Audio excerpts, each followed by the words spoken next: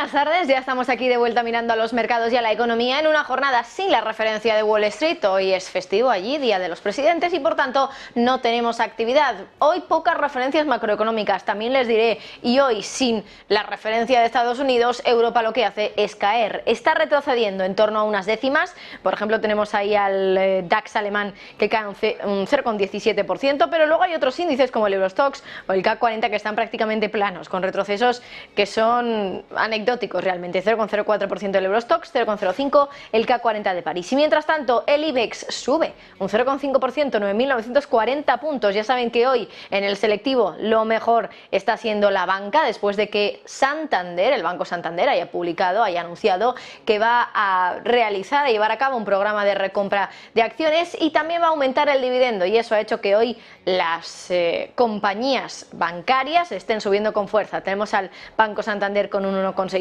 aunque le supera Telefónica y Grifols con 3,3% de subida para la compañía de derivados. Grifols sube un 3,3%, Telefónica un 1,9%, y luego algunos bancos como CaixaBank, Repsol, bueno, en este caso no es sector bancario, pero es petrolero, y Banco Sabadell, que también son de lo mejorcito en el día de hoy. En otros asuntos, miramos al petróleo, que hoy está muy plano, 0,09% de subida para el West Texas, 0,14 para el Brent.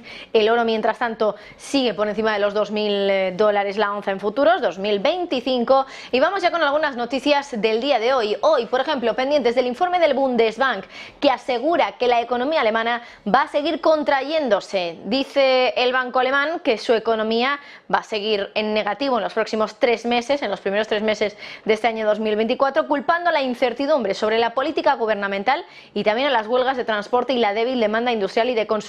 Hoy ha dicho el Bundesbank en ese informe mensual que los factores de estrés probablemente van a persistir en el primer trimestre, añadiendo que esto significa que la producción económica podría, por lo tanto, volver a disminuir ligeramente. El Banco Central ya había dicho que había pocas señales de recuperación a principios de este año, y ahora advierte dice, la segunda caída consecutiva de la producción económica, la economía alemana estaría en una recesión técnica. Claro, falta la confirmación de esa nueva contracción económica para la economía alemana en el primer trimestre de este año. Robert Habeck, aún así, ya saben, el ministro de Economía, ya dijo la semana pasada que el gobierno iba a revisar a la baja el pronóstico de crecimiento para este año del 1,3% hasta el 0,2%, y para el año que viene del 1,5% al 1%, cuando este miércoles vaya a emitir una perspectiva actualizada. Miramos ahora a Oriente Medio. Qatar ahora está respondiendo a Benjamin Netanyahu, el primer ministro israelí, después de que este haya dicho que el Estado del Golfo, que Qatar, debe hacer más para asegurar la liberación de los rehenes retenidos por Hamás. Netanyahu, bajo presión interna para garantizar el regreso seguro de los rehenes, ha dicho en una conferencia el domingo que Qatar puede presionar a Hamás como nadie más puede hacerlo. El Ministerio de Asuntos Exteriores de Qatar ha descrito sus comentarios de Netanyahu como un nuevo intento de detener y prolongar la guerra por razones que se han vuelto obvias para todos, y dice la respuesta subraya la creciente frustración por parte de Doha después de semanas de esfuerzos diplomáticos en los que también han participado Egipto y Estados Unidos para negociar una tregua entre Israel y Hamás. Israel, ya saben, que rechaza la exigencia de Hamás de que cualquier acuerdo de rehenes termine con un alto el fuego permanente en Gaza. Por cierto, hablando de Israel, hoy hemos tenido datos de PIB de la economía israelí. Se ha contraído un 20% aproximadamente en términos anualizados en el último trimestre de 2023, según datos oficiales, mientras sigue invirtiendo recursos en ese conflicto contra Hamás en Gaza. La fuerte caída, por cierto, del PIB, que ha sido mucho mayor de lo que los analistas habían pronosticado, se ha producido cuando cientos de miles de reservistas israelíes se han movilizado para luchar tras ese ataque de Hamás el día 7 de octubre. El PIB ha caído un 19,4% anualizado en comparación con el tercer trimestre, es decir, el anterior, y en términos puramente trimestrales esa caída ha sido del 5,2% en comparación con los 3 meses anteriores. La fuerte caída, como les decíamos, se debe en parte a ese llamado a filas de 300.000 reservistas que tuvieron que abandonar sus lugares de trabajo y negocios para embarcarse en meses de servicio militar. Miramos ahora a Estados Unidos. Justo cuando los estadounidenses se preparan para votar en noviembre, la economía del presidente Biden va a estar justo en la línea divisoria que normalmente separa las campañas de reelección ganadoras de las perdedoras. Es la conclusión a la que ha llegado un informe, una investigación realizada por Goldman Sachs, que ha analizado datos económicos en busca de los mejores predictores de votos y pronósticos compilados por Bloomberg sobre hacia dónde se dirigen esas medidas. La recuperación de la economía estadounidense post-COVID ha sido una de las más sólidas del mundo, y eso ha provocado que los expertos, por no hablar del personal también de la Casa Blanca, se pregunten por qué los estadounidenses no le están dando más crédito a su presidente. La confianza del consumidor se ha estancado, ya lo saben, y aunque ha mejorado drásticamente en los últimos meses, todavía los índices siguen sin aprobar a Biden. Miramos ahora a Rusia. Allí hoy hemos tenido datos de refinación de petróleo y ha caído todavía más en la última semana a raíz de los ataques con drones. Concretamente, por ponerles números, las instalaciones han procesado 5,16 millones de barriles de petróleo por día en la segunda semana de febrero. Así lo ha dicho una fuente con conocimiento de estos datos en declaraciones a Bloomberg, y eso es 94.000 barriles menos que la semana anterior, según cálculos de la agencia Bloomberg.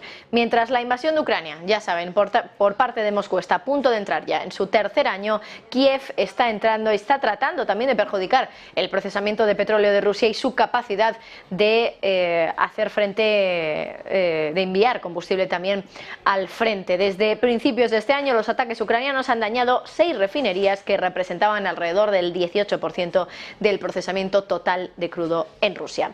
Y miramos ahora a los agricultores. Enseguida vamos a hablar con Coag, con Asaja, también nos acompañará UPA, pero por darles también la última hora, y es que en República Checa los tractores ya están también llegando al centro de Praga mientras los agricultores se unen a esas protestas. Son cientos de ellos los que han llevado esos tractores hasta el centro de Praga, interrumpiendo el tráfico frente al Ministerio de Agricultura, mientras se unen a las protestas contra los altos costes de la energía, la burocracia sofocante y el acuerdo verde de la Unión Europea. También planean esos agricultores unirse a las protestas, aunque las principales asociaciones agrícolas se han distanciado de esta acción este lunes, en la que los tractores han bloqueado un carril de una carretera muy importante que atraviesa Praga, ralentizando pero no enredando completamente el tráfico. Varios de ellos, por cierto, varios cientos de manifestantes han ido silbando y abucheando al Ministerio de Agricultura, gritando vergüenza y dimisión. Dicen que han ido allí principalmente por la burocracia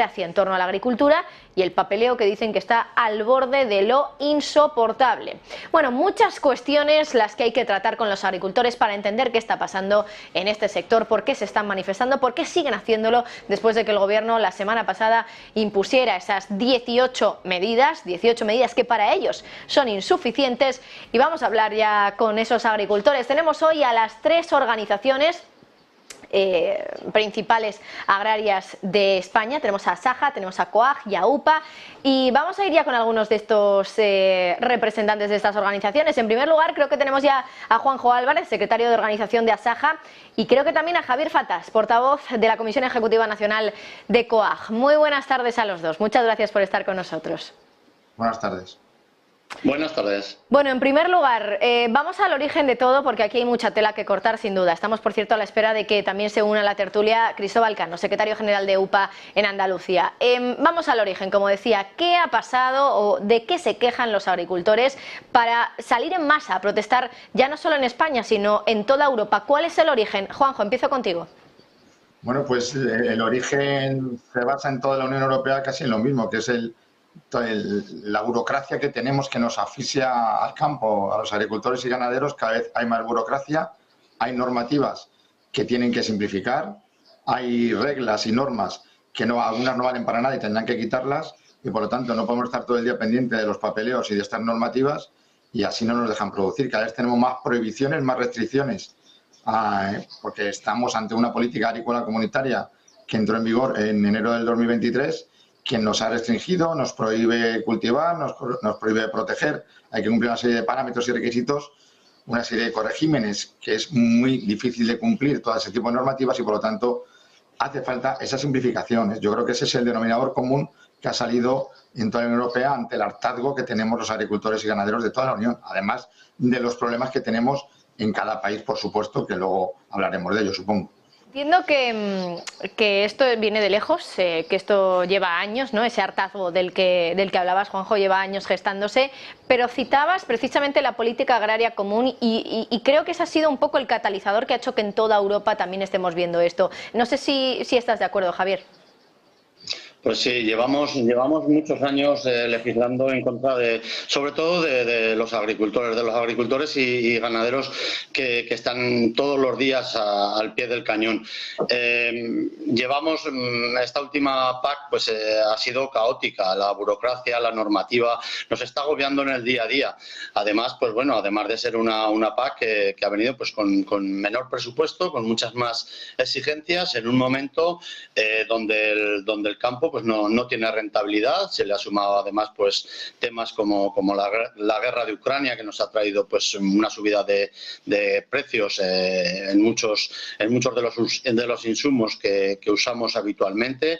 Se han dado muchas circunstancias que han llevado a un hartazgo que ya lo veníamos avisando. Llevamos mucho tiempo avisándolo. Ya lo avisamos la última vez en septiembre del año pasado en Córdoba, cuando estuvimos manifestándonos ante los ministros de Europa. Pues ya lo pusimos encima de la mesa. Llevamos mucho tiempo. El campo estaba deprimido, pero al final pues ha prendido la mecha y ahora no es que vaya a ser difícil de parar. Ahora tenemos que sentarnos a solucionarlo todo bien a fondo para que pueda quedar esto paliado de alguna manera para un tiempo. Si no, va a ser cerrar en falso y volver a tener problemas rápidamente.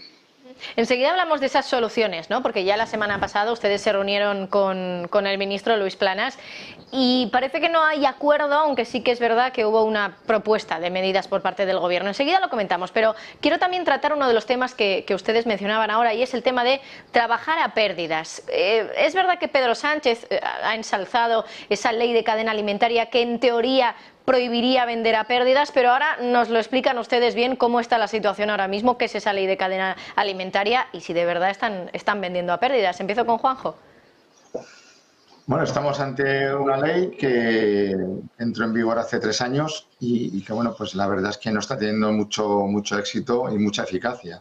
Tiene que haber controles en toda la cadena alimentaria, principalmente en el primer eslabón, que somos los productores, los agricultores y ganaderos, para que no vendamos por debajo de los costes de producción.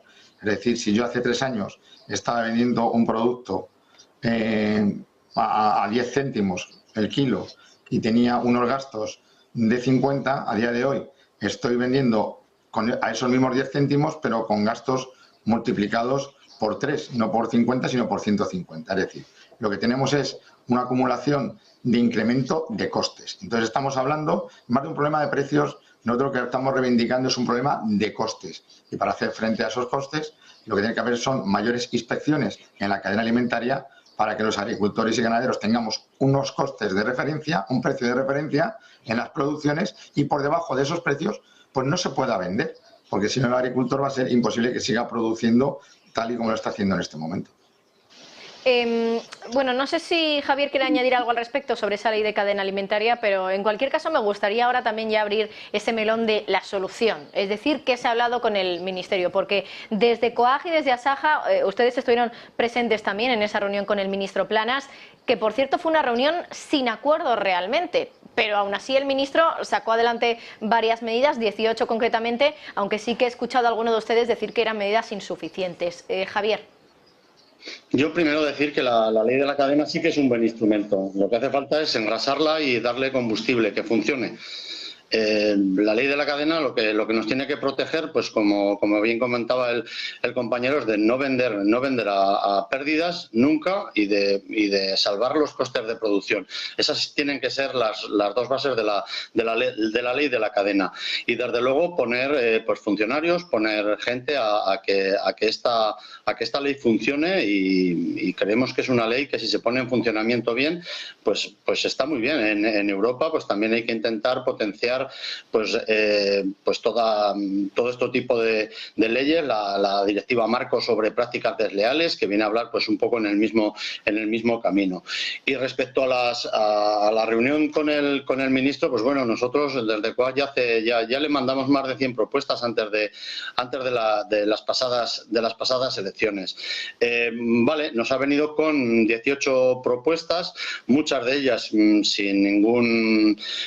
donde no hay dinero encima de la mesa, muchas son de cambios de normativas que también hacen falta, pero vamos, creemos que es el inicio de todo este proceso que tenemos que llevarlo a través de unas mesas de trabajo donde podamos exponer pues todas esas circunstancias que se dan en cada uno de estos temas. Son muchos sectores, no estamos con un tema, con dos o con tres, estamos con muchísimos temas de muchos sectores. Como decía, llevamos muchos años pues poniendo sobre la mesa que esto que esto iba a venir, que estas políticas nefastas hacia los agricultores y ganaderos iban a traer estas consecuencias, y necesitamos ahora unas mesas de trabajo para poder llevar bien todas esas propuestas y dejarlas bien aclaradas todas, dejarlas todas concluidas, si no será un cierre en falso. Quiero preguntarles también exactamente en qué consisten esas medidas y en qué medida cumplen con lo que ustedes también les habían estado pidiendo al Gobierno. ¿Y qué faltaría, no? Porque usted, Javier, hablaba de 100 medidas que le habían mandado desde COAG al Gobierno. De momento solo tenemos 18. Juanjo, ¿por qué quedan insuficientes esas medidas que ha impuesto el Gobierno? ¿Qué le pedirían, además de esto, de lo que ya se ha anunciado? Bueno, estas medidas han supuesto un pequeño avance, tal y como manifestamos en la rueda de prensa que se celebró después de la reunión con el ministro. Es un pequeño avance. Pues hay alguna medida que puede ser positiva si se cumple de verdad, que era todo el tema del cuaderno digital, de llevar más tarde ese cuaderno digital y de forma voluntaria, que era una de las cosas que solicitábamos, así como otra serie de medidas agronómicas que se pudieran simplificar, ¿no? Ahora, como ha dicho nuestro compañero de COAG, pues habrá mesas para trabajar sobre estas cosas. Y el problema de las mesas es que si valen para algo y funcionan bien, pero si no valen, pues estamos igual que estábamos hace 4 años, que recuerdo que estábamos en la calle con los mismos problemas, lo que pasa que hoy más acentuados y con esta PAC que nos ha machacado y que nos ha quitado presupuesto y no nos gusta ninguno. Además del Ministerio de Agricultura, pues te hacen falta medidas por parte de todo el Gobierno. Aquí tiene que implicarse todo el Gobierno. Hay medidas de agricultura que son las que le hemos pedido. Hace falta dinero contante y sonante de ayudas para sectores que están muy perjudicados, para la ganadería extensiva, para el cereal de secano, etcétera, etcétera. Y luego ministerios que tienen que implicarse. El Ministerio de Trabajo, con la reforma laboral que ha sido nefasta para el campo, no han pensado en el sector agrario. Si hay un sector que puede tener temporalidad y estacionalidad, es el sector agrario. Y ahora que hay que hacer a todo el mundo fijo y fijo discontinuo. La subida del salario mínimo incrementa los costes sociales y laborales en las explotaciones. Hemos pedido bonificaciones a la seguridad social, a las cotizaciones. De esto no quieren oír hablar ni la ministra de Inclusión y Seguridad Social, ni siquiera los sindicatos, que han sido nuestros principales enemigos a la hora de que pusieran en marcha esta medida. No enemigos, sino que no han colaborado con los empresarios que queríamos ir de la mano con los sindicatos de los trabajadores. Tenemos que hacer cosas en transición ecológica. El 80% de las medidas que vienen hoy de la PAC dependen de transición ecológica. Es decir, la vicepresidenta del Gobierno es la jefa en este momento del ministro de Agricultura en todo ese tipo de medidas agromedioambientales. El tema del lobo, que está metido en la lista LESPRE de protección del lobo. Aquí no protegemos al ganadero, se protege al lobo. Y lo que es lamentable, que el otro día en una reunión que mantuvimos en el Ministerio de Medio Ambiente para hablar de otra cosa, de temas de agua, en la cual también estaba mi compañero, el secretario de Estado nos dijo que el calendario de reuniones con el Ministerio de Transición Ecológica iba a ser una vez al año con la vicepresidenta en las mismas condiciones que están las organizaciones ecologistas. Pero ¿en qué país estamos viviendo? Un país que el Gobierno, los ministros, están del lado del campo, no están contra el campo. Es decir, no están apoyando al campo, se han puesto de perfil. Se han puesto de perfil y, por lo tanto, como esto no sea un problema que ataje el Gobierno, con su presidenta a la cabeza, igual que han hecho otros países. El otro día en Bruselas hubo manifestación de agricultores y los primeros ministros estaban allí apoyando a sus agricultores y ganaderos. El nuestro estaba allí, pero no se le esperaba ninguna reunión. Por lo tanto, que se dejen ya de jugar con las cosas de comer y que haya soluciones, porque si no, vamos a seguir en la calle movilizando. Precisamente también quería hablarles sobre ese tema, ¿no? Porque aquí en España no se ha pronunciado apenas el presidente del Gobierno. Lo hizo hace ya unas semanas cuando comenzaban esas movilizaciones y en el Congreso alardeaba de que ya se habían dado 4.000 millones al sector agrícola en España desde el año 2022, si mal no recuerdo.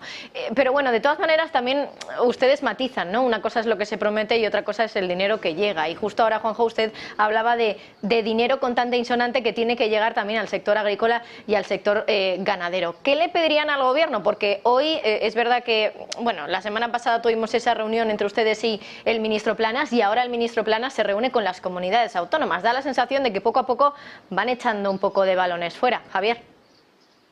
Bueno, pues es que, como bien decía Juanjo, tenemos multitud de problemas. En el tema de fauna, no solo el lobo, tenemos muchas zonas en España que prácticamente no se puede ya sembrar porque los conejos, los corzos, tenemos poblaciones de fauna silvestre que nos están arrasando todo.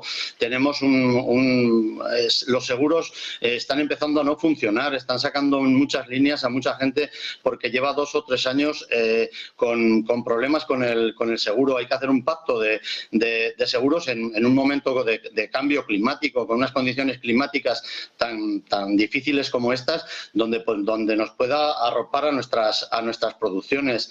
Hay que intervenir en muchísimos aspectos. Por eso decimos, nosotros sí que confiamos en esas mesas de trabajo y al final sirve para ir poniendo encima de la mesa todas estas cosas que es difícil enumerar de una en una, porque como bien te decía, nosotros las propuestas que le hacíamos se iban a más de 100. Necesitamos seguridad en que el gasóleo que vamos a consumir va a tener un precio adecuado, porque si no se nos van esos gastos de producción. Necesitamos que esas cláusulas espejo con esos productos que vienen de fuera sean en todos los aspectos, en la de los tratamientos fitosanitarios, pero también en el tema laboral. No podemos estar pagando aquí unos salarios que nos parece bien pagar unos buenos salarios, pero siempre y cuando se estén pagando también en aquellos países donde importamos esos productos. Esas cláusulas espejo tienen que ir en todos esos ámbitos, si no estamos en una competencia desleal. Es que llevamos, como no me canso de decir, tantos años legislando contra los agricultores que ahora pues tenemos muchísimas cosas encima de la mesa. Si no las solucionamos todas, va a ser difícil el parar este movimiento que hay. Yo desde luego, desde nuestra organización, lo que animamos es a que sigan esas movilizaciones que son las que a día de hoy nos están dando diálogo con las administraciones, que ha sido muy difícil dialogar con ellas hasta ahora. Ahora es cuando empezamos a ser recibidos por todas las administraciones, en todos los ámbitos. Si estas reuniones, estos diálogos los hubiéramos tenido mientras se va construyendo esa política agraria, seguramente ahora no nos veríamos en las circunstancias que nos vemos. Esto no es solo cuestión de agricultura, es cuestión de seguridad alimentaria, esto la sociedad lo tiene que entender también. Nosotros al final nuestra obligación, por decirlo de alguna manera, es asegurar una alimentación digna para los habitantes de Europa. Esa es nuestra misión. Creo que aquí también es importante poner el foco en Bruselas, ¿no? Y ustedes ya lo han hecho, pero quiero centrarme sobre todo en esto porque viene de aquí la PAC y vienen de aquí también muchas medidas y muchos acuerdos como el de Mercosur o acuerdos también con Chile, que me parece que se debatía, si no era la semana pasada, la anterior también en Europa, y es uno de los motivos de sus quejas, ¿no? Que quizá estos productos que vienen de otros países están sujetos a menos restricciones que los de aquí y por eso es una competencia desleal. Quiero recordarles y ponerles este fragmento porque me parece llamativo. Ustedes también han hablado del dinero contante y sonante que le da Europa o le da España a los agricultores, y quiero recordarles unas palabras muy polémicas de von der Leyen hace unas semanas hablando del dinero que se destinaba a los agricultores del presupuesto europeo. Enseguida las comentamos, vamos a escucharlas primero. Con un presupuesto de casi 390.000 millones de euros, que es casi una tercera parte del presupuesto europeo. Va a la agricultura. Y en 2023 Europa ofreció asistencia excepcional de más de 500 millones de euros para los agricultores más afectados por las crisis. Bueno, no sé si lo han llegado a escuchar, pero aquí von der Leyen me da la sensación de que está diciendo, oigan, ya les damos un tercio de todo el presupuesto a los agricultores. Como diciendo, no se quejen tanto porque ya les damos suficiente dinero. ¿Qué opinión les merecen estas palabras de von der Leyen hace unas semanas? Eso sí, cuando todavía no había dado ese cambio en el discurso más a favor de los agricultores. Juanjo. Bueno, pues Lo que está claro es que los agricultores y los ganaderos de la Unión Europea han perdido con esta PAC, con mucho presupuesto que diga la señora von der Leyen que hay y que ha habido 500 millones para situaciones excepcionales. Claro, hemos atravesado una sequía aquí en España que ha sido impresionante. Seguimos con esa sequía, había que poner medidas. Pero bueno, yo creo que la señora von der Leyen, yo creo que en estos días, como estaban comentando, está rectificando, igual que con el tema del lobo, hasta que el lobo lamentablemente no ha matado a su pony, pues ahora sí se puede hablar del tema del lobo, se puede negociar. Pero lo que le está pasando, yo creo que le está viniendo en este momento grande todo el tema agrario. ¿Por qué? Porque tenemos un comisario de la Unión Europea que no nos vale. Nosotros hemos pedido la dimisión del comisario europeo, un comisario que no ha contado con los agricultores y ganaderos para ninguna normativa, para ningún tema de hablar de presupuestos, no hablar de las políticas agrarias, las políticas agromedioambientales, para que no sea un comisario que no ha defendido los intereses de los agricultores y ganaderos. Lo que tiene que hacer ese señor es marcharse a su casa. Y la señora von der Leyen lo que tiene que hacer es cuidar más al campo, cuidar a esta seguridad alimentaria a la que hacía referencia Javier, porque al final los agricultores y ganaderos, recordemos que somos los que alimentamos a la población. Durante la pandemia, ¿dónde se iba? Lamentablemente a dos sitios. Lamentablemente a los hospitales, que teníamos que ir, pero teníamos que ir a los supermercados, que al final había que comer. Y esto no viene del cielo, no viene del maná. Esto viene de la tierra y viene del ganado y habrá que cuidarlo. Y la señora von der Leyen pues tendrá que cuidar más a los agricultores y ganaderos europeos. Bueno, Javier, no sé si usted también quiere hacer algún comentario al respecto de estas declaraciones, pero aprovecho también para plantearles la siguiente cuestión, y es si el campo realmente puede llegar a ser algo rentable, porque ustedes se quejan de esto continuamente, pero me da la sensación de que las soluciones que están intentando aportar los grandes líderes y los gobiernos, tanto en España como a nivel europeo, no terminan de dar esa seguridad de que el campo va a ser algo rentable. Lo que tenemos claro es que, o lo que parece ser es que hay dos von der Leyen, la de hace 2-3 meses atrás y la que tenemos ahora, que empieza a hablar de otra manera. Cuando se habla de dinero de la política agraria, yo lo que tengo muy claro es que a través de los agricultores a quien va a parar es a la sociedad europea. Estamos en muchas de nuestras explotaciones, estamos a pérdidas. Es justamente con esos apoyos por lo que están subsistiendo muchas de esas explotaciones, y no ya muchas ya no existirían. Entonces, lo primero que hay que dejar claro es que pues ese dinero va a través de los agricultores a toda la sociedad europea. Si no lo vemos así, mal lo estamos haciendo. Eso es lo que está asegurando esa alimentación y esa calidad de esa alimentación en Europa. Es un poco el funcionamiento que tenemos. ¿Usted cree que la rentabilidad para los agricultores va a conseguirse en algún punto? Pues ya te lo estaba explicando. Justamente esa PAC es la que está dando una mínima rentabilidad a muchas explotaciones. Todos los problemas que estamos llevando o trayendo viene por eso. Yo me canso de decirlo. Llevamos décadas que solo hemos sabido mantenernos en la agricultura a base de crecer nuestras explotaciones, bajando la rentabilidad por hectárea, por decirlo de alguna manera, hasta que esta burbuja ha explotado. Y cuando ha explotado, pues a explotación más grande, a más hectáreas, pues la pérdida más consistente. Ese es el problema en el que nos estamos moviendo ahora. Juanjo. Hombre, completamente de acuerdo con lo que estaba manifestando Javier. Y hay otra de las cosas que se nos achaca y que dicen que tenemos que ser sostenibles con nuestra agricultura y nuestra ganadería. Si no hay rentabilidad, no hay sostenibilidad. Y entonces eso está clarísimo. Entonces, la rentabilidad hoy en día ha bajado en las explotaciones, cada vez hay más abandono de explotaciones agrícolas y ganaderas, y esto se debe pues, a esa falta de rentabilidad, está clarísimo. Creo que no me equivoco si digo que ustedes están a favor de continuar esas protestas hasta que se les escuche, se sientan por lo menos escuchados y que gran parte de las propuestas que ustedes también le están planteando al gobierno se acaben cumpliendo. Pero ¿hasta dónde creen que pueden llegar esas protestas? ¿Piensan que hasta que no se cumpla el dedillo lo que ustedes les piden va a haber toda esa movilización de tractores, de agricultores en España y que continúe esa presión? ¿O puede llegar cierto momento de agotamiento en las protestas? ¿Cuándo va a llegar? Esa es un poco mi gran pregunta. Javier. Hoy pedimos a los agricultores y a las ganaderas que no cesen, que no se cansen, que sigan ahí.